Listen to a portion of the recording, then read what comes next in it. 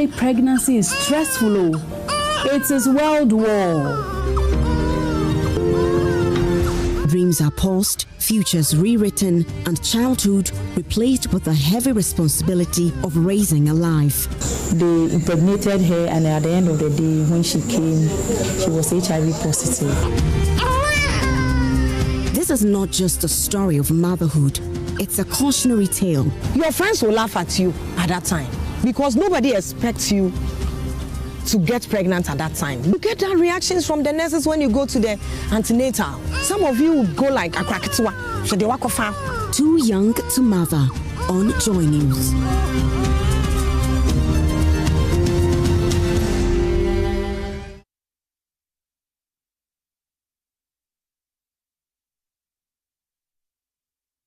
Duty bearer responsiveness in terms of responding to the infrastructure needs, in terms of teacher availability. We are seeing that there's progress.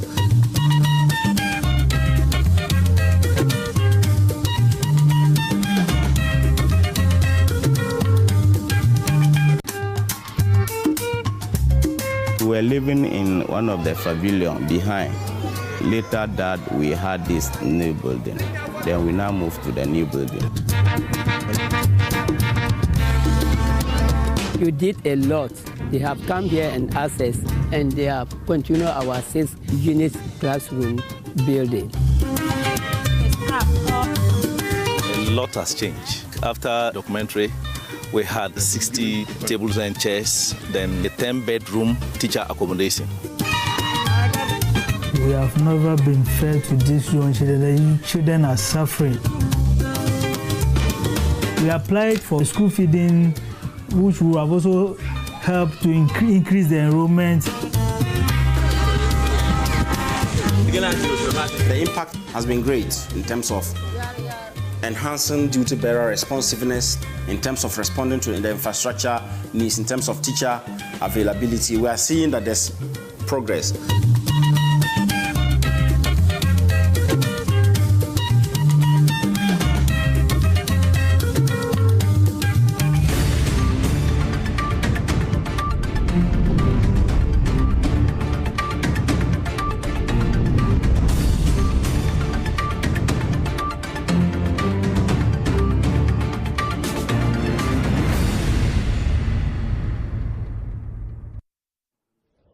Welcome back to a special dialogue program put together by ActionAid as we look at Ghana bringing an end to the current extended credit facility program. What will be the implication for the country Ghana as we exit this program in terms of the challenges and the prospect as well? But let me first start with my host, if I could use that expression, or the convener of all these discussions, ActionAid, and this country director as my first guest. I'm trying to get some understanding from him. Mr. John Nkaw, he's the country director of ActionAid. For you, why this discussion is so critical and very important for us to have as the country works to exit this extended credit facility program with the IMF? Thank you very much, George. And you put the question right in context. And it is only appropriate for us to also acknowledge your august audience. It is always a cherished opportunity to be speaking to the people of Ghana on very important subjects like this. And so for us at ActionAid, we have been working within our country's strategy paper, where we are looking at 2 core thematic areas to promote economic justice and, more importantly, climate justice. And to that extent, we are seeking to contribute towards Ghana's socio-economic development to 3 main pillars. The first one is to promote green livelihoods, and also to promote women's rights and decent jobs, and finally to promote active citizenship, where we promote gender-responsive public services, promote accountability, ensuring that citizens are holding their public office holders accountable for the utilization of resources that has been raised in the name of the people. At the end of the day, the state is more important. And so for this discussion, it is timely because Ghana technically is in the process of exiting the enhanced credit facility, which is a program that we have with the IMF that, led to some significant funding opportunity for Ghana to help us out of our economic distress. In this regard, ActionAid, which is a people-centered development organization, women-focused, where we seek to eradicate poverty and contribute towards citizens obtaining their rights, living decent lives, and so forth, and so on and so forth, that's also imposed on us and our partners.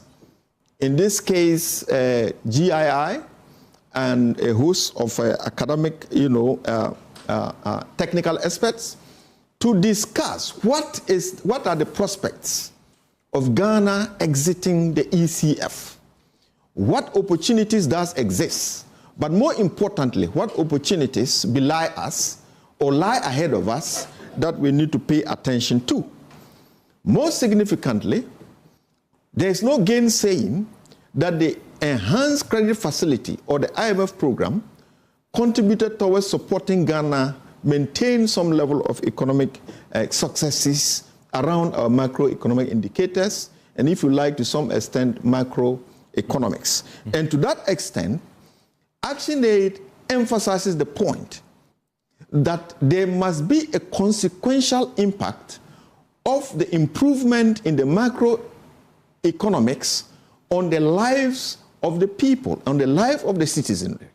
And so to that extent, we need to elevate the discussions to look at the macroeconomics. And to that extent, we as ActionAid are calling for more broader discussions on what do we need to pay attention to.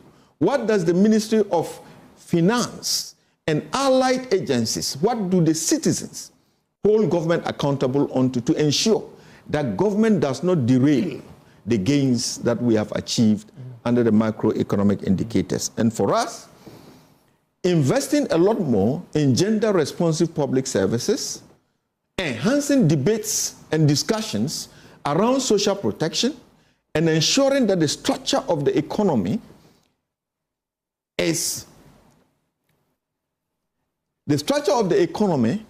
looked at, is critical at this point.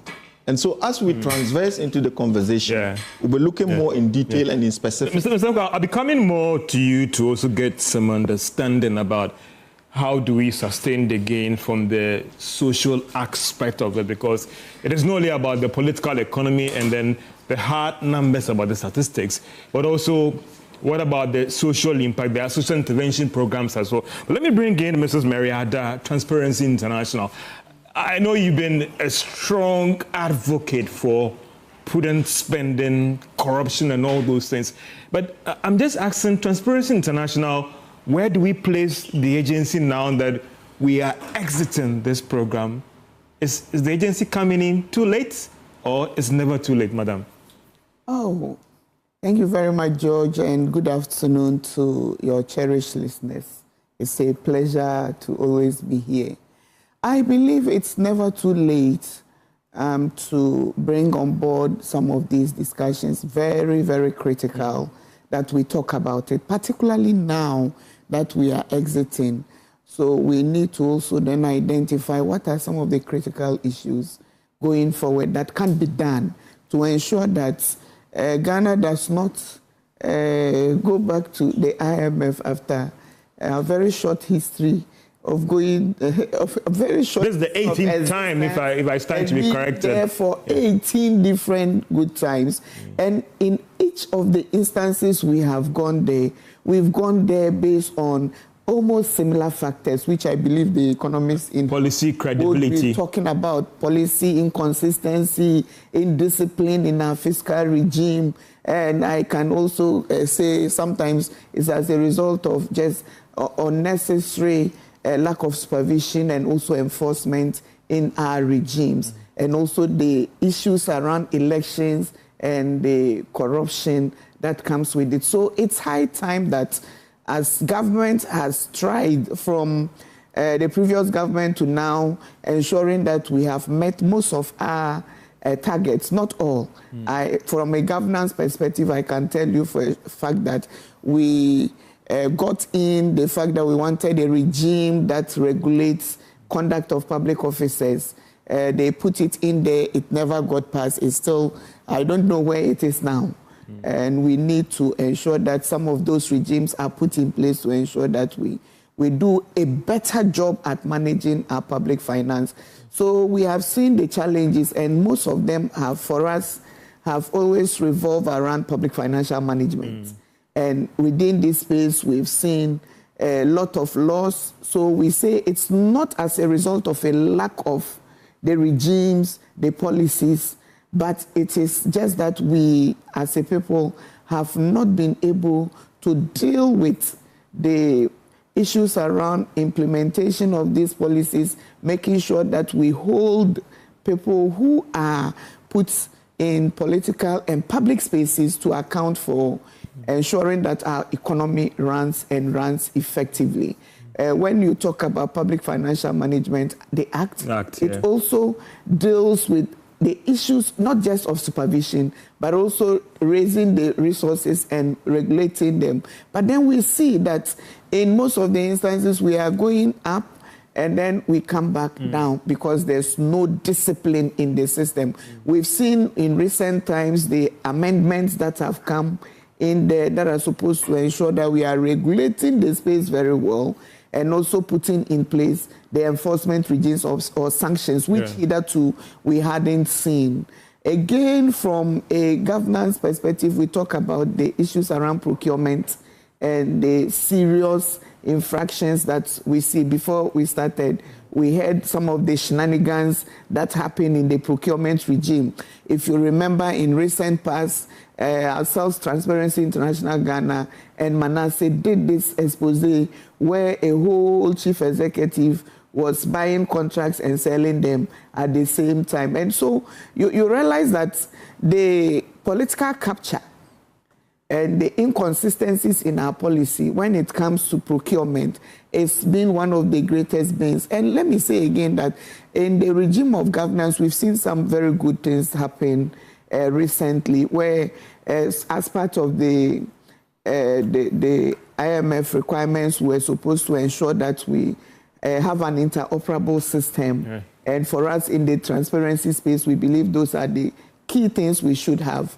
And they've done a lot of work within the gift mix and also the procurement, ensuring that they are linked. And so whatever we are buying, whatever government decides we need is linked to the gift mix so that we can have very good approval regimes. We also know that the Ghana e-procurement system is also on now and is as well interoperable.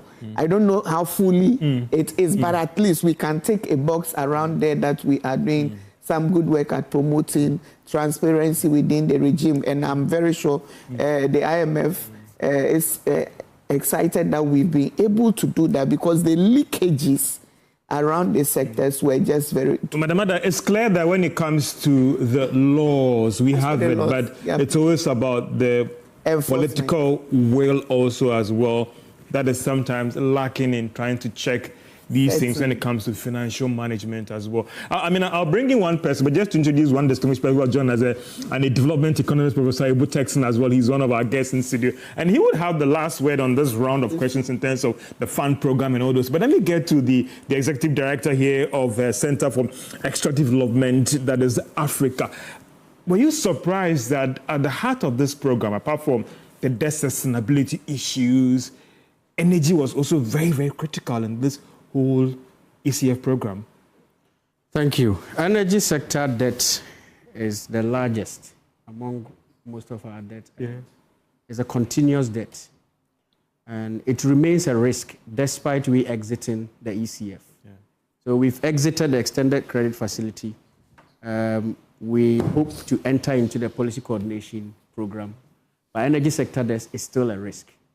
Today, as we speak, as of 2026, the government had allocated $1.1 billion, that is 15 billion Ghana cedis, anticipating that the energy sector debt will continue. And that is a combination of legacy debts that they have to pay down and also fuel that they have to purchase to power our energy sector power plant. These issues, what does it mean to us, even as we exit the ECF? The comprehensive or cumulative debt from 2023 to 2026 is about, IMF themselves had estimated that to be about $9 billion. And let's remember, we will speak later about some of these issues on the positives we've experienced recently. If we are getting foreign exchange earnings from gold, that money is not revenue. It's foreign exchange earnings. They are not revenue. Let's pay attention to them. Help us on that. Yeah, foreign exchange earnings, you are talking about, you are getting dollars to serve the market demand for dollars. It is not revenue that comes to GRA. Let's be straightforward with that. While that is very positive. And so our current finance minister has done a very good job. Since he came, we could see improvement. The government had a solution, which was the Energy Sector Recovery Program. We've seen improvement in the collection of those revenues from 940 million, I think, Ghana cedis to about 1.5 billion Ghana cedis in 2025. And I think that was quite important. Also, the application of the cash waterfall mechanism, which is monies that we've received. We are supposed to pay down our legacy debt and continue to pay our current debt in terms of power generation. Unfortunately, before we went to IMF, we were not doing that. And that debt had piled up. What has happened is that the energy sector debt alone, if you look at its cumulative and the legacy debt, it is more than 20 times the budget for social protection that ActionAid wants us to improve or promote. I see. And this has not gone away. What the government has done, which is also positive, is that he said, let's renegotiate with the independent power producers to reduce the rate at which they sell the power to us. And then I think they have also had a very good renegotiation with those, if you are not generating power anymore, it will not a take or pay. And some of the IPPs had their initial term, which is contract term, had been expired. So we were just renewed. And that initial contract term meant that they had recovered their cost. And the normal circumstance, if it was a very well-planned contract, that particular power plant should have reverted to the government. But unfortunately, the ownership continues to be for the private sector. And this time, we don't want to go the take or pay. So some of the renegotiations said, when you produce, then we pay you. Because already you've been here for 15, 20 years already. And that has also reduced not less than 250 million debt burden on us. And I think that was a very good job that was done by the government. But analytically, these things that the finance minister has done, the energy sector legacy debt is still there. So as we exit the IMF, what we have to do is to continue to pay some of these debt down whilst we continue to pay the existing debt. Another point that I have to raise is that despite the ECF, we need to continue to increase the amount of gas we are getting from our gas fields to reduce the fuel, petrol that we purchase to power the power plant, because the gas is more cheaper than the petrol. What does it mean for, I think I'll come into what Mary had said and what John had mentioned. What does it mean for us under the ECF? We still have to continue our credibility, our, let me say, optimal operations under the government. What it means is that if we have to ensure that people do their job, we have to continue to ensure. We don't have to be under IMF before we ensure people do their job. Mr. Quick one. I mean, one thing that this program sought to do was to look at some structural reforms. In terms of the energy sector, have we made any significant progress in dealing with those, quote, imbalances that always pushes up to see irregular power supply and the debt and all those things? So the problem still persists. There are two sides of the coin. So you may have mentioned what we face, the customer-facing side, which is our power fluctuations. That is different from the other side. So you could be producing power. Grid code could not be taking all the power. ECG may not be distributing that efficiently. But in terms of structural reforms, the government has put down some measures. One is the privatization of ECG. Personally, privatization or debt collection, or people try to qualify it about whether they are helping with. It's called a PSP. Yeah, power sector privatization program. I may not agree with what the government is currently informing us, that they are only doing the last mile. The last mile. Revenue mobilization. Revenue collection, sorry. I don't think that is going to solve our structural problem. Our structural problems within the ECG was beyond revenue collection. It was the procurement that they were doing that they didn't need. It was purchasing other things at a cost that we felt it was too expensive. It was some of the estimations of things they need that they were overestimating as well. And also, their lack of maintenance and lack of responding to issues. So that is the customer-facing side. But when it comes to the financing side, the fact that the government has accepted, not just this government, previous government as well, that there are inefficiencies in our power sector. We may not just talk about ECG, all other players, VRA, Greco, all of them, and the IPPs as well. And therefore, we are allocating $500 million a year just to solve those inefficiencies. Means you are actually approving that there should continue an inefficiency in the sector. And so for me, the reforms government has proposed, whilst they may be positive in the interim, it does not change the structure of the problems we are facing. And without that, if we don't change the structure, we may exit IMF, and I don't want to say something that Mary doesn't want to hear. We may go back again. Because if those debt pile, let me tell you this, as those debt pile, we draw money from the social protection sector to continue to pay those debts and continue to pay IPPs to maintain our power. And that means more schools we have to build, more roads in the villages, providing certain basic needs. We may not be able to provide them adequately because we are paying for inefficiencies in the power sector. Let me bring in our development economist, a lecturer and economist. He wears many hats, but today I think he's wearing the hat of an economist. I mean, Prof, we are a member of the International Monetary Fund. Even the USA subscribed itself to scrutiny and all those things. First part of is it really a big deal about whether we go to the fund for policy credibility and whether we are exiting, we are not exiting, and we cannot manage our economy and homegrown solutions, and we can do, a black man can do his own thing? Is it really a big deal, Prof? No, okay, so thank you. Good afternoon to my co-panelists and then to your viewers. No, under normal circumstances, it's not a big deal. The IMF is like a cooperative. You contribute to it, and been formed to try to assist countries to get out of issues that come. And if you look at the initial origins of the Bretton Woods institution, they are just there to support countries, especially for the IMF when a country has balance of payment challenges and they need some support. So there is nothing wrong if we go to the IMF.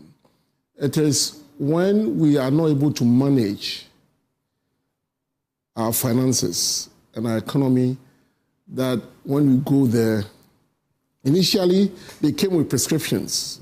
We call that the Washington Consensus. So if you had issues and you went there, they would tell you, go and do this, go and do that, go and do that. After almost 2 decades of that prescription, they noticed, and they did a self-assessment, they noticed that they had failed because the prescriptions that they had brought had worked in Latin America, but they would not necessarily work in Africa.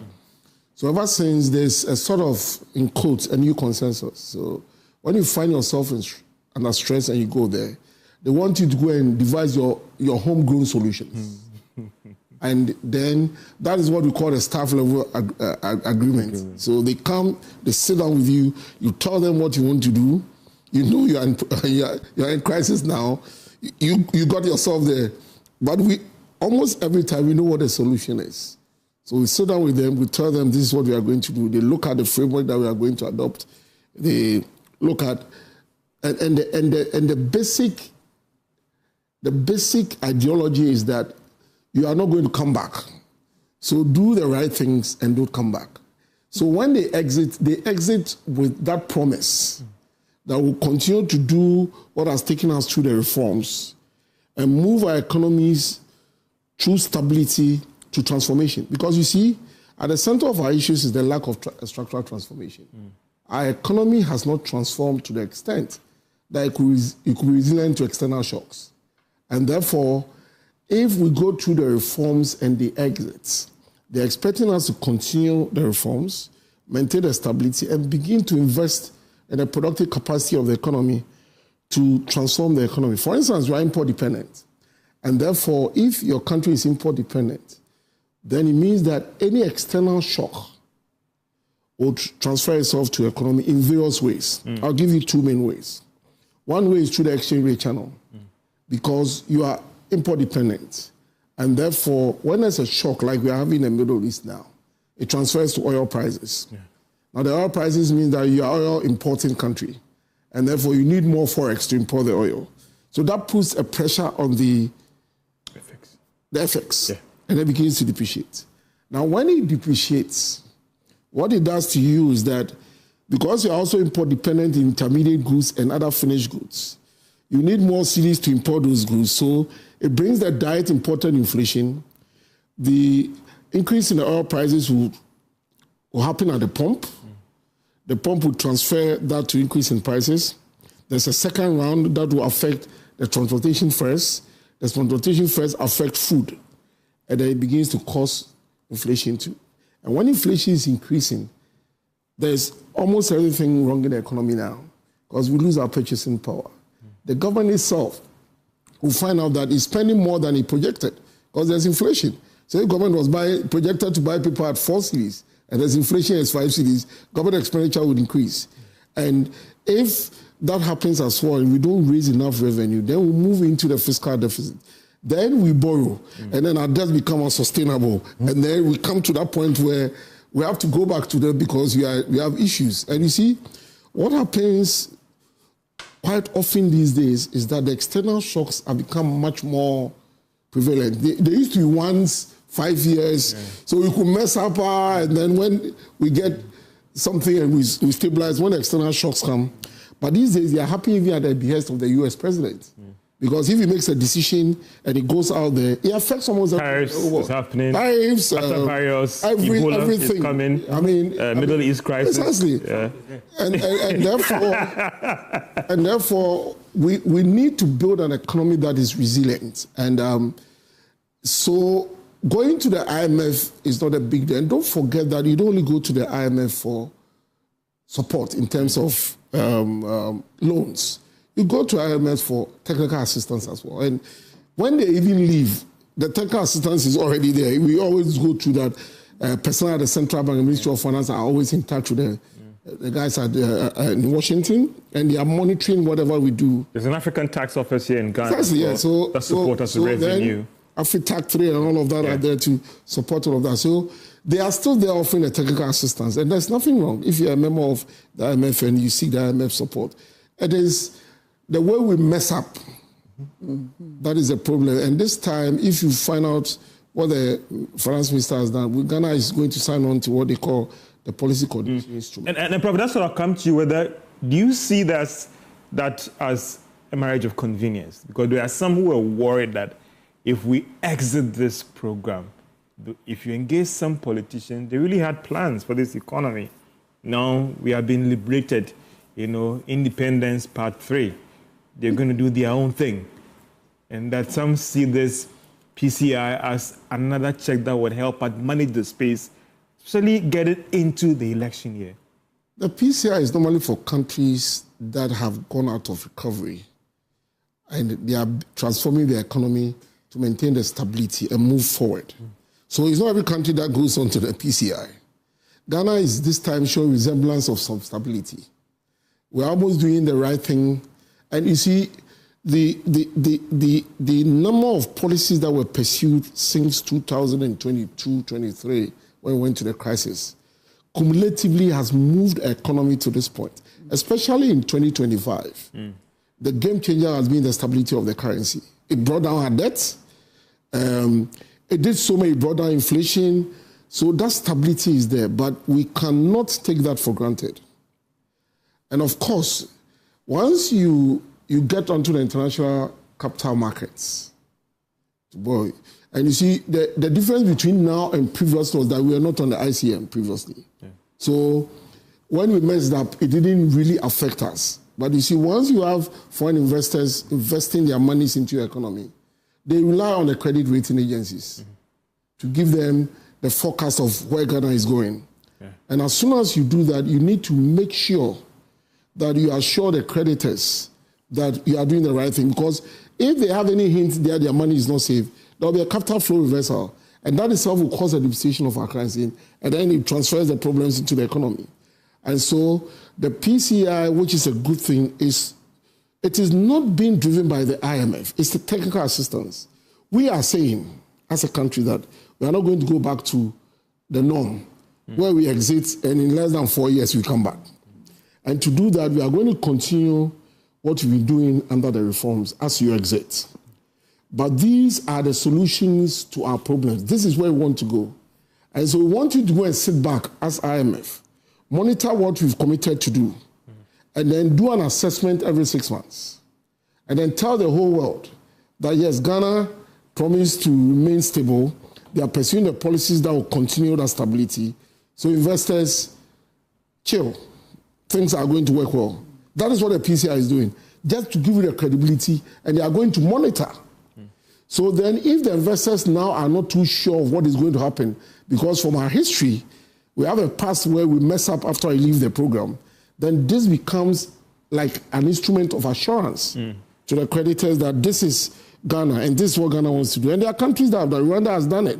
Some African countries have done it. So Moldova also recently, I think Moldova recently signed up to this PCI program. But Prof, I'll be coming back to you about sustaining the gains and also whether some people have argued that our biggest test will be this election year in terms of us managing the gains and sustaining the gains. So if you have just joined us, this is our special dialogue program put together by ActionAid as we look at, as we exit the current IMF program and go to this PCI, how do we manage or sustain these gains to ensure that indeed every Ghanaian out there feels the stability that we are talking about. Ghana's exit from this ECA program, challenges and prospects, is put together by the Action. Let me get to the country director for ActionAid. And in the corporate world, anytime an organization wants to restructure, sometimes the biggest corporates are the workers. In the larger economy, some will also say that fiscal consolidation, social spending, and all those things suffers a lot.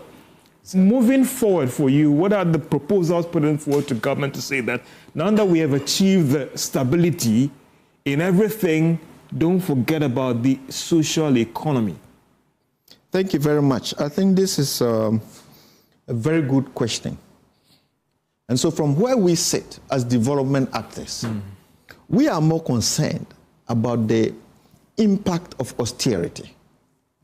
So if you look at traversing all through this number of years in the implementation of the IMF program, our critical concern has been the impacts of all that in terms of Ghana's school feeding program, which is a social protection mechanism. We are concerned about the consequences of all these policies on the resource poor. If you look at the informal sector in Ghana, we are adequately informed by data that majority of them are women. You talk about the kayayes, you talk about the food, the chop bars, you talk about hairdressers and the salons and so on and so forth. In the program, we cut spending. The more and more you cut spending and increase taxes, what happens is that you are indirectly deepening inequality from where we sit as social development actors, because you are depending a lot more on increases in value-added tax, and that is a regressive tax mechanism. Majority of the people are in the informal sector, and so you are taxing them more than the rich. And so there is a mismatch. And when you do a lot more of that, you deepen the cracks of the resource poor people. And so going forward, we are encouraging government a lot more to invest in the productive sectors of the economy. There's the need to look at the green livelihood sector. Renewable energy technologies is emerging.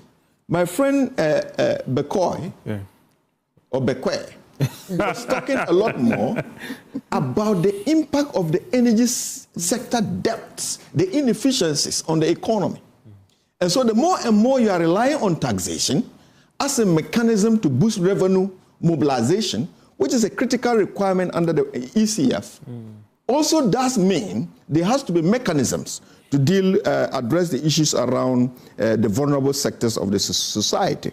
And therefore, over-reliance of microeconomics alone and figures is not sufficient in protecting the dignity of the resource-poor people. And therefore, there's the need for government to even look at the productive sectors such as manufacturing, boosting the agro-industry sector.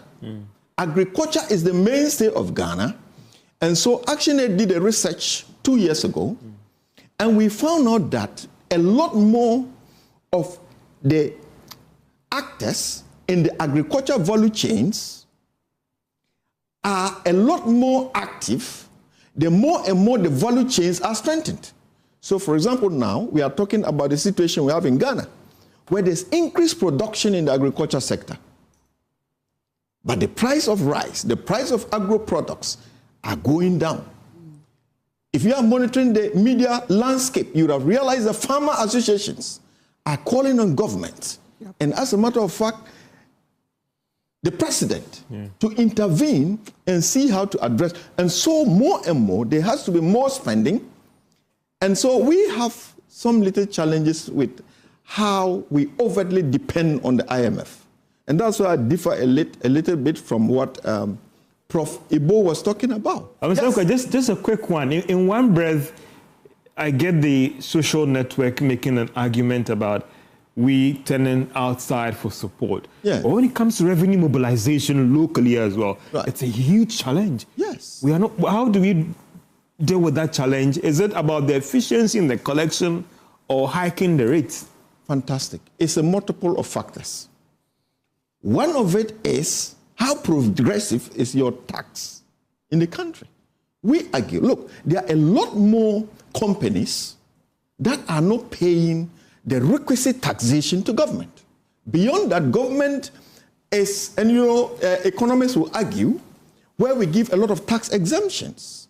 But if you value the contribution of the tax exemptions given to these well-endowed companies vis-a-vis the multiplier effect of government rather receiving those taxes and investing in the social sector, our analysis has proven that the benefits has not been so consequential. The argument we have has always been that the companies will employ people. But how many people did the companies employ? Are we monitoring and assessing the impact of tax exemption mechanisms? Secondly, collection. ActionAid has been contributing significantly in increasing awareness about civic responsibility. The media has a critical role in broadening understanding for citizens to be more well aware. GII has a critical role. That's why we are here with them. Yeah. How do we ensure that corruption is a lot more unattractive so that the more and more citizens feel that the tax that I'm paying is going to go a lot more to be prudently managed, invested in gender-responsive public services, expanding the economic base so that women a lot more will have early childhood development centers close to the 24-hour economy markets that they are producing. And that they can have a sales place to have their children properly educated once they go into productive activities. This is the only way. I am emphasizing that the more we focus on the productive sector where we emphasize women participation. For example, government says it's going to establish the Women Bank. Where are we on the establishment of the Women Bank? Because studies in microfinance points to the fact that women are more responsible in terms of paying back their loans, in terms of investing their funding. Now, the multiplier effects of women's income, statistics proves, goes beyond what men do in terms of their incomes. It benefits household nutrition. It enhances, contribution to the local economy in terms of how they invest, how they buy and sell, how they engage. And that is why we emphasize agro-industry, the agriculture value chains, food crop agriculture. And the more and more we have food, and we expand the marketing, avenues to the Sahelian regions where we apart from buffer stock, also create channels for processing, adding value, and so on and so forth. Why is the gold board adding value to the gold that they buy? It is to increase the economic value, and the economists will tell you that. In the same way, the more and more we process our vegetables, the more and more we adhere to phytosanitary standards, the more and more malls will get interested in the organic vegetables, the cabbages, that our women in the Bono region, that women in Bolgatanga, in the Via area. Recently, the tomato difficulties, scarcity that we had in the market was occasioned by what? Burkina Faso undertaking some policies. If you look at our vegetative cover, our soil, and so on and so forth, we share similar characteristics with Burkina Faso, especially northern Ghana, upper east region, the upper west region. We share some consanguineous characteristics, and the more and more our research, our government invests in tomato production, creating avenues where, the tomato is bought, processed, packaged, and sold in the urban communities. I can tell you that we'll get a lot more self-sufficient, and then government will tax a lot more in these value chains, and that is the only way we can have this our homegrown economic policy. Let me bring you, Madam Addah. I know that there's always a portion for the non-governmental organizations and the social networks when it comes to the IMF, but what has been your level of engagement with the fund in trying to enshrine, I know something like that in the program, in terms of the anti-corruption and good governance instrument in the program, if I can use that expression, to ensure that whilst we try to get the numbers right, we shouldn't forget about corruption and its impact on even derailing all these gains, Madam. Exactly.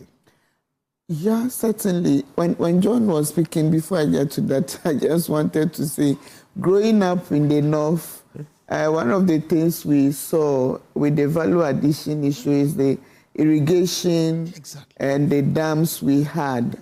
For instance, in Navrongo, we had the Tono irrigation dam, and the type of tilapia we had to eat at the time, you had huge tilapia which was straight from the river, and there was no any artificial thing. Not the artificial ones we see today. Yes, and I remember Via where we used to go and do rice farming, and on a Saturday, we as children, you couldn't stay at home because all the food was taken to the farm, and so you had to be there to benefit, and so you couldn't stay home. And these are the things we should be talking about to add again to that. We see women adding a lot of value when it comes to this discussion because they are the producers of the vegetables and others where a lot of value can add on to bring up women in the SME sector.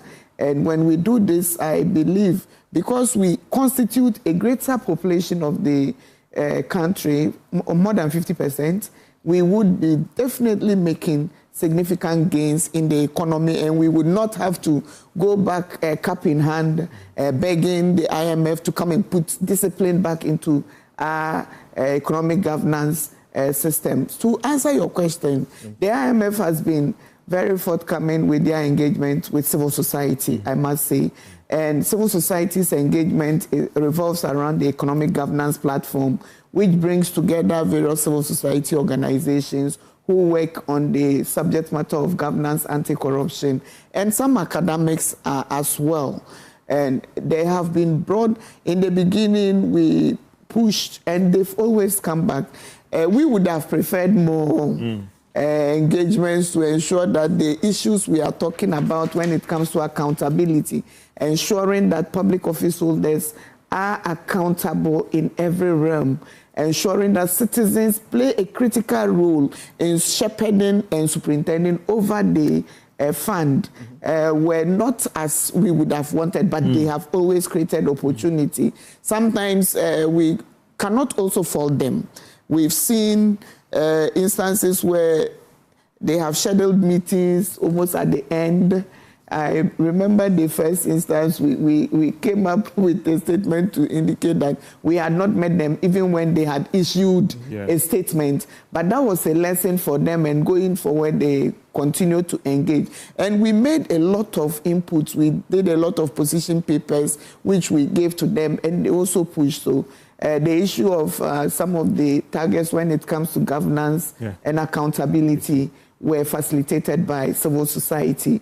I can talk of one which hasn't happened, that is the Conduct of Public Officers Bill. We wanted it to be part of the issues. Exactly. Prior actions. Unfortunately, in the first instance, it didn't happen, but it came in during the review process, and government committed to it. That's the previous government, if I may say. Unfortunately, they didn't see to it happening. It came back again, and last year we heard it will be passed. I remember the Minister of Finance indicating during the budget reading that it was going to Parliament by December.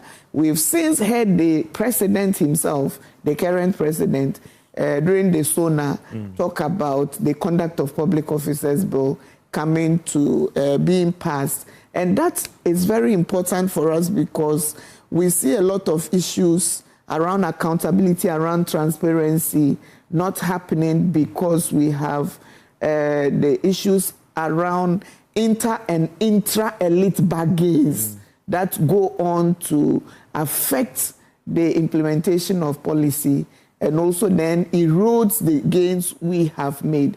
And because we do not want to usually see this happen again, we are talking about them and engaging. They've done, if we are giving percentages, perhaps we can say they've engaged civil society up to 60 and 70% of the time. On the issue and the subject matter of corruption and how we were able to embed this into IMF, the current one, we see a lot of things that happened around that area. They talked about procurement and how we can digitalize and then make interoperable our systems. And I mentioned earlier that one of the things that has happened within this IMF bailout has been the fact that they have pushed government beyond just speaking to the issues, but making our systems to be interoperable. Again, as to whether the structural and the systemic issues around making sure we go around all the systems we have put in place works for us going forward will be for all of us to monitor and ensure that government is disciplined around these issues. Let me bring in Mr. Bekoe. I mean, for you, what are some of the painful and the tough things we need to undertake in the energy sector to try and bring about that real stability? We talked about stability in the economic space, but what about stability in the energy space? What are some of the tough actions or tough measures that we need to undertake to try and see that synchronization in all the sectors, economy is stabilizing? What about the energy sector? Thank you so much. I think we have to also lay down some of the context. As mentioned, when it comes to the structural changes that in the energy sector, we have not achieved that yet. If you look at ECG, for instance, and this is important because of the debt that led to IMF. Part of the reason we went to IMF because our energy sector debt had ballooned to the level that if you combine to the total debt, it was highly unsustainable. But then the critical question is, how does the extractive sector also come in? Our oil sector was generating some significant amount, but this year or last year, it wasn't so. If you look at that, we've had a steady decline since 2019, about 22% year-on-year decline when it comes to our production in the oil and gas sector. The reason why that particular sector is important is the gas feed our power plant, and the revenue that comes from the sector could also be part of the revenues that contribute to energy sector reforms as well. But that hasn't really done so. So we still have issues with that. But let's look at the ECG-related issues. If we want to change the structure, personally, I think that the PSP suggested by the government may not change the structure. I think you divide the market into different segments. You allocate it to private sector. You can continue to maintain ECG as a private sector. It doesn't have to be solely private sector. If, for instance, Ghana Infrastructure Investment Fund, Mineral Income Investment Fund, wants to come in, finance a company to take part of that particular segment, you should do that. What you do, so if you divide the sector into like 15, I understand the market will be divided into about 15. Out of that 15, you can get the most difficult areas that like the ministries and others to ECG, because that one, we know that if you give it to a private sector, there may be a bigger issue when it comes to collection of these revenues. I believe if we are handing over those segments to the private sector, it should include procurement, it should include investment, it should include maintenance, it should include customer relations, everything. You're stripping everything. Then yes. It's total privatization of ECG. Total privatization. But then and that is what you recommend. That is what will solve the problem. Because what you've done is that you don't have to always ensure that people think about security reasons. There is no security reasons. We've got the TUC will come after you. We've got companies in the UK that are private sector providing power to the extent that if you don't want your provider, you can change it the next day. And then they have security. Because what you do is that you may have a regulatory body that is strengthened to regulate these companies. And you give them a very clear marching orders in the contract that this is the asset we've handed over to you. The asset is worth $500 million. We've calculated the cables, the transformers, and everything. This is what you're handing over to you. What you do is that you structure it over 10 years, 5 years renewable. So the first 5 years, because I cannot come and invest my money about $500 million and then tell me I have only 5 years, when I know I may not be able to recover. So what you do is that about 10 to 15 years, and you make it 5 years renewable. If the first 5 years, you have to check all the infrastructure, every indicators you've given them, and then ensure that they are actually working with those indicators. So that is one aspect of it that I believe it will help when it comes to the structural changes that we are seeking for. Number two, the cash waterfall mechanism currently that is being enforced. I think under this government, as I said, the collection has increased, and I think they have resorted back to the payment when it comes to how the cash waterfall mechanism was supposed to do. 2025, we had 1.7 billion cedis, and I think that means that ECG revenue collection had increased. That shows some positive indication, but we know that the expected collection ECG can do is more than 2 billion a year. Also, we have the generation cost. As I said, the renegotiation of the contract has been good. And also, energy sector recovery generates some fiscal relief, but it's not enough. It's 0.4% of GDP. It is not enough to solve the problem. You have $10 billion debt, legacy plus current debt. And if you are generating that money from energy sector recovery levy, and let me link that to what John said. Energy sector recovery levy is regressive because it's on petroleum products. Right.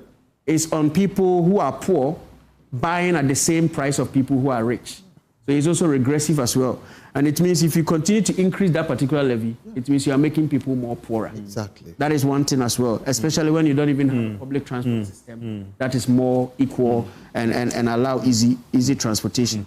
The other point I wanted to raise was the fact that we've always talked about the gold.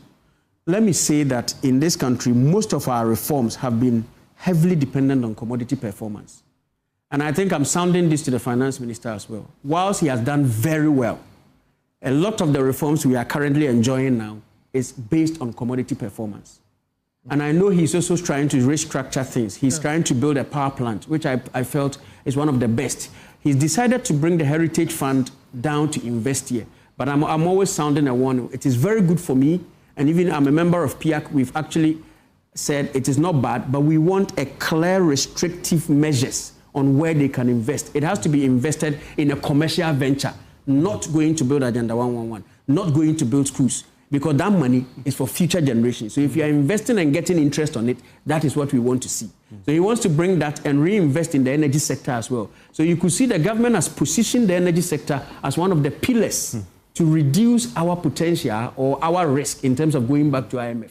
And if you want to do 24-hour economy, you need to keep your power on.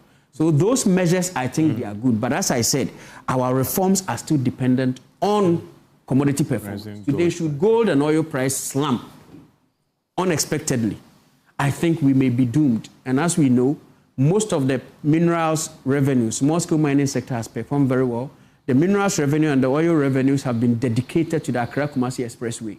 Should there be a slump in oil revenue to less than $50 per barrel, it means we cannot complete Accra-Kumasi Expressway as we want to.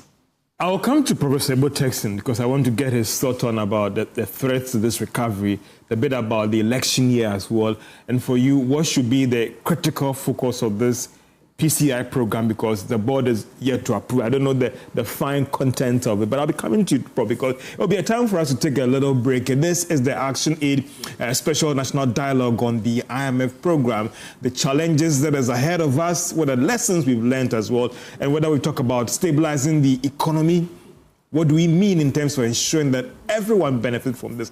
This is the ActionAid Special Dialogue on Ghana's exit from this current program, the challenges, prospects, and impact. We'll be right back after this break.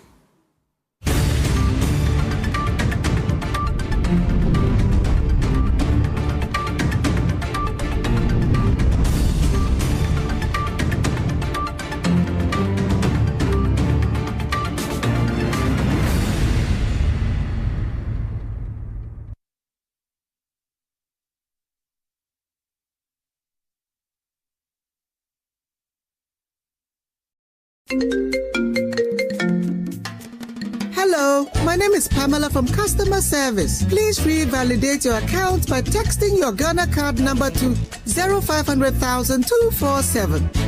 Hey, Abili, wabadim. Madam, give me the numbers behind your ATM card. I'm calling from the head office.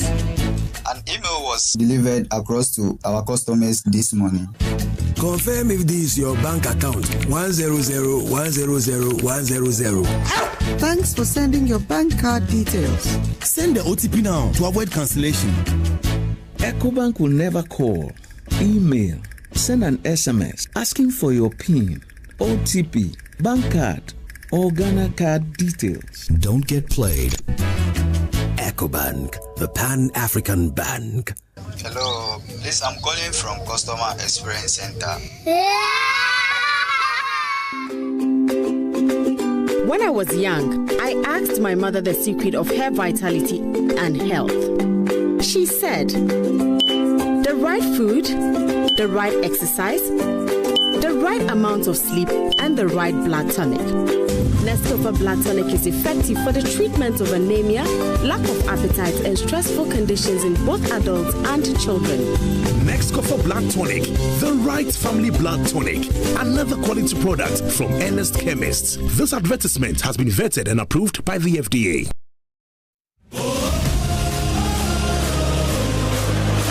From Africa to football's biggest stage, you are invited to be a part of it.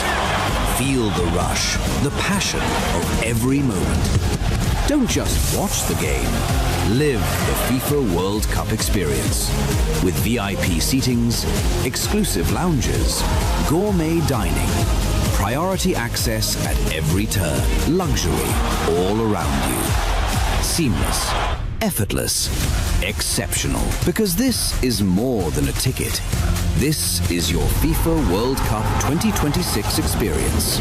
Brought to you by Match Experience Hospitality. Call 055 155 1119 or visit matchexphospitality.com to secure your packages, or walk into any Absa Bank branch, our official banking partner, for more information and payment. Another week is here on the greatest of all time show. My name is Giovanni Clip, and tonight we're bringing you talent. Contestant number one, let's bring Bekoe. Let's bring. He did it for you. Cut. Oh, there is a leakage. Where's the plumber? For quality and durability, insist on Syntex pipes. If you want quality, this be where you belong. Strong tough and reliable. Your perfect match to your trusted Syntheside. Syntheside, it dey carry water, no wahala. Syntheside, it dey make water dey flow. Syntex, and you're strong, and you're tough.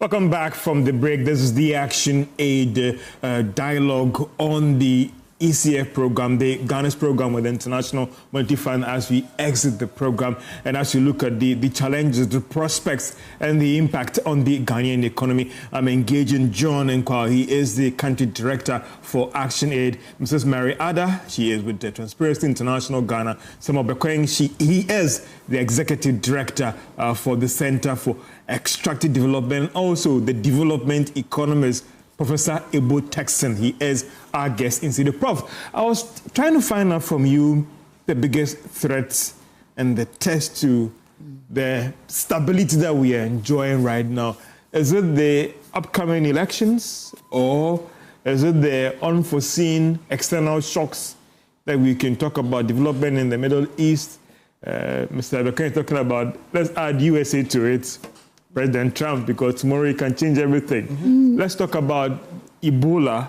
Let's talk about hantavirus and all these things. What is the biggest threat to this stability that we enjoyed as a result of this program? Thank you, George. The biggest threat is the external shocks. You see, as we speak, the world is becoming increasingly globalized. Mm-hmm. And therefore, it is no longer due fearsome. Mm-hmm. Anything that happens, however remote that country is, once it has an impact that transmits through the global economy, we are going to face a shock. So the greatest threat to our stability is always going to be the external shocks. And that is why it is expedient for us to build the resilience, because it's only when you are resilient that you withstand the shock. The fiscal space is there now, so you see that when the oil prices were increasing, the government has reduced margins and it has not transmitted. That's the resilience we are talking about. But it is still very fragile at this stage as the fund leaves. And so that is there. And that I've just mentioned before that we have no control over and becoming much more frequent than we expect. Mm-hmm. So it's becoming much more expedient for us to make sure that our economy is resilient. And resilience is built over time. It is not a one-off event. The resilience would also depend on how we quickly restructure our economy. From an economy that is import-dependent to an economy that would look within, depend on the domestic economy, production, consumption, and all of that. And some of these decisions are very difficult political decisions that have been to be made. Apart from the economic decisions about let's do this, let's do that. There are also decisions that a country has to make as a country. That do we have to encourage the consumption of domestic goods? And how can we advance policy to ensure that? Why should members of parliament be wearing suits and all of those things to parliament? Can't we decree that every member of parliament that comes to parliament should be in a clothing that has been made in Ghana, so that Ghanaians will see our lawmakers going Ghanaian in their dressing? And that could trigger an increase in the demand, not only for fabrics that are made in Ghana, but also for artisans that make the fabric into clothing for us to wear. Right. That is key. We also need to make a decision as a country, individually, that when we are given alternatives, we should always choose a made in Ghana product. Mm-hmm. At times you go to national events and the food and the snacks that are served there. At times, to be honest with you, I see imported water at some of the national events. I'm like, really? So at the highest level, you are serving imported water. Yeah. I mean, Ghana cannot come out there to ban the importation of products. But we need to increase the awareness that if you are import dependent, then you're also causing the problem. It's not only the politicians' problem. We are part of the problem. I mean, when I was doing my PhD, I had a Chinese friend who every time we went out for shopping would go to the Chinese aisle, the Asian aisle, and go and pick. I dare not go to the African aisle because the things that are too expensive because our exporters are not competitive. But you could see that if we begin to demand the goods that are made in Ghana, I mean, John was talking about the fact that we've done so well with agricultural output, the prices are declining. It shouldn't be the case. Look, Ghanaian farmers are always the ones that bear the brunt of all our misplaced priorities. We encourage them to produce more. Yet when they produce more, they get next to nothing for their produce. So if I'm a farmer, you bring me any alternative that will let me increase my productivity, I will not do it. But doesn't the buck stop with government? The school feeding program is a huge avenue to say that buy local rice. Nkaw in his wisdom set up the Ghana Food Distribution Company. Do you know what he was doing with that? He was allowing Ghanaians to walk into a distribution joint and buy made in Ghana products from the farmers. And the Ghana Food Distribution Company was assuring farmers of the prices of their produce. So then I could go for a loan and know that when I increase my output, maybe a kilogram of what I'm producing is 20 cedis. So I know. So the more I produce, the more money I make. But when there are no assured prices, then that link is broken. So when you encourage increase in agricultural production, the farmers are the ones that suffer for that because the prices almost drop. However, it is the middlemen and women who make all the gains from the toils of the farmers. So if we think that the middlemen and women are making it, why can't government support, even have a PPP, private sector participation, to distribute food in this country? Go to the farm gates, pick the food, send them to distribution doors all over the country for public sector workers to walk in there after close of work to go and pick the rice, tomatoes at prices that are affordable and also the prices that assure the farmers of a decent income. Look, the majority of the poor people, those who are into agriculture are poor. When a person is poor, productivity is the last thing on his mind. And that is the reason why we were not able to develop agriculture to the point where we are now going to add value to move into agro-processing, industrialization, and then all of a sudden from agri, we went to services. Prof, what about elections? That is the transformation that we need.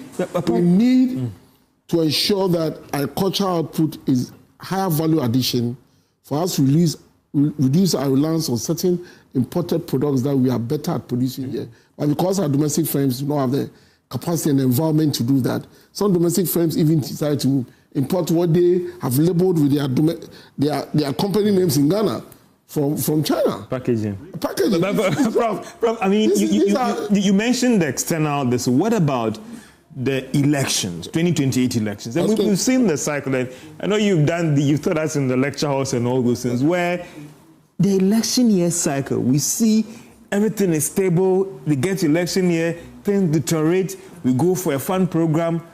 What can we be doing, civil society groups, the academia as well, to ensure that those safeguard measures are put in place to ensure that we don't miss it this time around? Because there are clear examples there about what happens in an election year. The political business cycle is one of the issues. I've said it again. I'm not against democracy, but I think that the democracy is too expensive for our economy. I'll give you an instance. We have come up with a Public Procurement Act and framework that legitimizes corruption, that you cannot take people to court. Products that government should procure at X is procured at 10X. So if there are 4 items, the government has seen 4 items, the GDP is high, it doesn't produce any jobs. The jobless growth that we are having is part of the procurement. Yet, people would get away with it because they are going according to the regulation. I'm happy that we have the value for money office now and law. Every year, the government should publish the value of items that will be procured. Have a low, a base, and then a maximum. No public institution should purchase any item within that range, beyond that. And therefore, that will help the Minister of Finance, apart from its commitment controls, to also bring down the expenditure of government for the same amount of goods that we purchase anyway. Right? Democracy is expensive for us because why do we go to elections every 4 years? Why do we go for district level elections every 4 years and it ends up being every 2 years? We are trying to mimic what the US is doing. But you see, that economy has gone through over 150 years of trying this democracy. We took on too much. Look at the size of parliament. I've always mentioned that we don't need more than 100 members of parliament. They are there to make laws. They are not development agents. Our ministries and departments and agencies are the development agents. They are lawmakers. Why should we saddle ourselves with a small economy like Ghana, having over 270 members of parliament? This is and so the democracy is expensive. Every 2 years we are doing a national election, whether it's a presidential or parliamentary, and a district level elections. Why should we put ourselves through this? When we need money to support social sector in this economy, education, health, and support agriculture, the monies that we use for these elections could have made a difference to avoid poor people. I've advocated that, look, let's have one-term president for 7 years. People come out with arguments that what if the president is bad? Do we make bad choices as a country? Yes. So if we go to make that bad choice, we'll have to live with it 7 years. But in case that even that is the case, we should have institutions that are working well to prevent that bad leader from having his way. Because all our presidents have had 2 terms, haven't they? 8 years. Did you need to do an election? A re-election. Maybe that will be changed, but let me bring in Mr. Maybe that will be changed, but I'll come back. We are trying to practice a democracy that we don't have resources to fund. That is the point I'm making. And that's what feeds into the overruns. But Mr. Nkaw, I mean, going forward as you try and wrap up this discussion, safeguarding these gains, there's the social bit as well. For you, what do you think needs to be done in safeguarding the gains that we have, that will tell everybody out there that we can manage our economy, even though there could be slips where we need external support? First, I like this dimension of the role our election cycle contributes towards messing our economic indicators and statistics.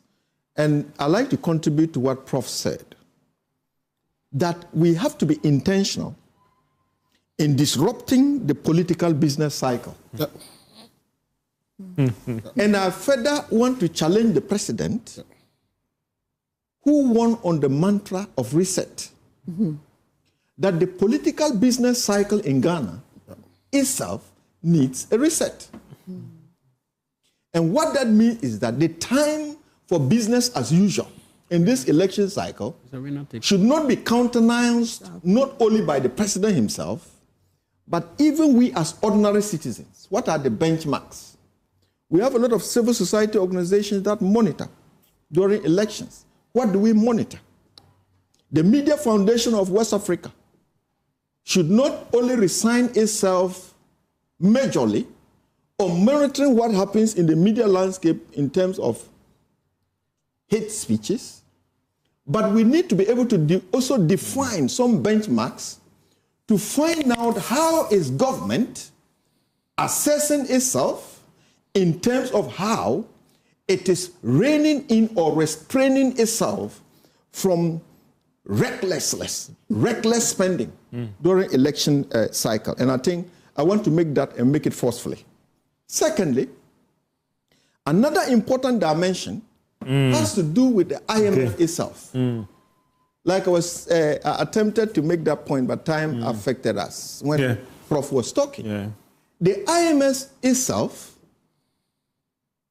should learn to limit itself from taking keen interest in developing benchmarks that will hold our government, help us to hold our governments accountable in terms of recklessness in spending during elections. But equally very important to me from civil society is the fact that the structure of the economy can be transformed. I don't know why this continues to be an albatross on the neck of our public finance managers in Ghana, or if you like, the ministers of finance. Because, look, if you take tourism alone, George, tourism holds a big promise. He's talking about just even dressing. Can you imagine that if we, even though I'm an advocate for civil liberties and people's rights, but promoting locally produced goods more serves like a mantra. We do not have an operational mechanism. So recently we're talking Wednesday smokes. I ask you a question. What is the operational framework of even government to hold itself accountable to that policy? And so we need to hold ourselves accountable. Finally, from where we sit as ActionAid, we remain committed to advocating economic justice. Economic justice to the extent that, look, if you look at Ghana's democratic statistics, more than half of Ghana's population is youthful. Are you aware of that? The demographic less than 25 years. And what that means is that unemployment going forward is going to be a critical big problem for government. Therefore, pension funds could be redirected, invested in renewable energy transition to ensure that the value chains in promoting green, clean energy is properly deployed in terms of creating jobs for young people to be able to and get employment in the... Then bring in Madam Addah. As you try and wrap up, time is not our biggest friend here, but in 2 minutes, and for you, the bit about how do we manage these gains going forward now that we are going for a PCR program and all that. From your part, in 2 minutes, if you can wrap up, very, very grateful, Madam. Great. So for me, I believe that Prof talked about other issues, but I believe the crux of the matter is around our political financing. If we are able to deal with political financing, which then engages the issues around campaign finance, we would be able to do a lot of work, because it will be dealing with the issues of corruption, which have affected political will. And our presidents over time have not exhibited any of those very well when it comes to dealing with issues of accountability. We need to see a regime where, and fortunately for us, this president in his reset agenda is proposing a constitutional review. And the Constitutional Review Committee has made a lot of recommendations, which I believe if we all work with would be good. The president initially indicated he would not be changing anything significantly from it. Now we hear there is a paper, a government position paper that is going to be issued.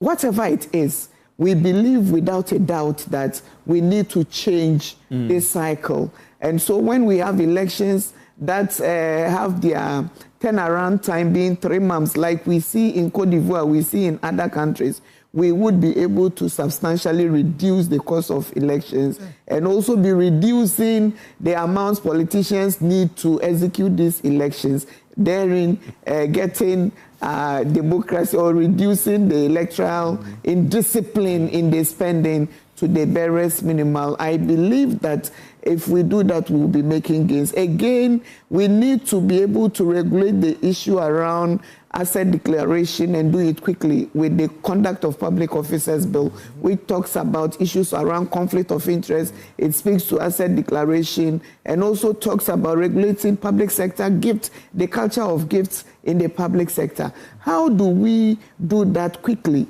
so that the president can then synchronize this with the conduct he prepared for his appointees? Then we can also have them being sanctionable, not just administratively, but taking people to court and ensuring that they are dealt with. Then finally, for me, in the procurement cycle, where again elections take 30 seconds, preeminence, the procurement issues around procurement should be regulated very well. And I see it in, again, some of the changes we are trying to make. Let's make single sourcing an exception to what we do as a people. We will procure, that is important, but let us not procure intentionally making the cycle very expensive and then also ensuring that people who are not procurement experts or contractors are benefiting. Mr. Bekoe, a minute, just as we wrap up and sustain. The energy sector is key in this exit. And I just want to say three, four things. We are enjoying macroeconomic stability now, but which of them, whether as we move out of IMF, is it going to be, is it still the price and volumes, gold price and volume of gold, or is it really reform related? I think we have to move from the price and volume to more of a reform related. Also, we've had a sovereign credit rating improved. But as I said, all this, if there is, this is good for our borrowing in the near future. But remember that once there is a price slump in the commodities, these same rating agencies will slip and tell Ghana that our outlook is now negative if we have a slip in that. And then the diversification, we need to diversify away from the extractives. Whilst it is good revenue, we need to build agro-processing. As Prof said, we need to build manufacturing. And even the same extractives, we need to add value to them before we export. And the last bit I want to say is that these gains we've made, whilst as we exit IMF, what are the distributional outcomes of that? And the question I pose is that the inflation, the currency stabilization and reserves, the growth, and all that, it looks better. But the question is, to a market woman, a young graduate looking for work, in terms of an informal worker, their day-to-day might not have changed, even despite the macro story that we have. Prof, I give you a minute to wrap up the economy. Follow up to what he said. Yes, their lives haven't changed because the success that we are talking about here is a success of stabilization, not structural transformation. Right. So now we need to move to the phase of structural transformation. And it will depend on whether we continue to maintain the fiscal discipline, depending on whether we will continue to deepen the structural reforms. But if we do that, and we begin to diversify our production and our exports, we begin to strengthen domestic production and revenue mobilization, and we avoid debt-driven growth strategies, then I'll be on that path that we want Ghana to be. I will not return to the IMF. Mr. Nkaw, I give you 30 seconds. It's your legs that this discussion is being held, that is ActionAid on this dialogue on the IMF program. 30 seconds, you have the last word. Thank you very much, George. Let me emphasize that ActionAid will continue to advance and create platforms like this for more broader discussion aimed at contributing towards the policy discourse and supporting government to be more intentional in terms of how it continues to advance the points we are making here. For example, restructuring the economy, moving and consolidating the gains that we have made in the macroeconomics, to expanding that towards the macro level, and ensuring that we are promoting economic justice, inclusive policy formulation that has the people of Ghana, the resource-poor people at the center of it, such that production in the food crop industry will expand, processing will increase, government will then have the opportunity to tax and contribute towards generating and enhancing revenue mobility. And thank you so much. And that is the country director of ActionAid. As this was our special program on the exit of the current IMF program, the challenges to prosper, put together by Action. As you heard there, John Nkaw, he's the country director of ActionAid. Mrs. Mary Addah, she is with the Transparency International Ghana. Samuel Bekoe, he is the executive director for Center for Extractive Development Africa, and also our professor, that is Ebo Turkson. He was in our studio here to bring us the economic perspective of all these arguments and development. This has been our special program, a dialogue put together by ActionAid on the IMF program. My name is George Afe. I was your host. Have a great day.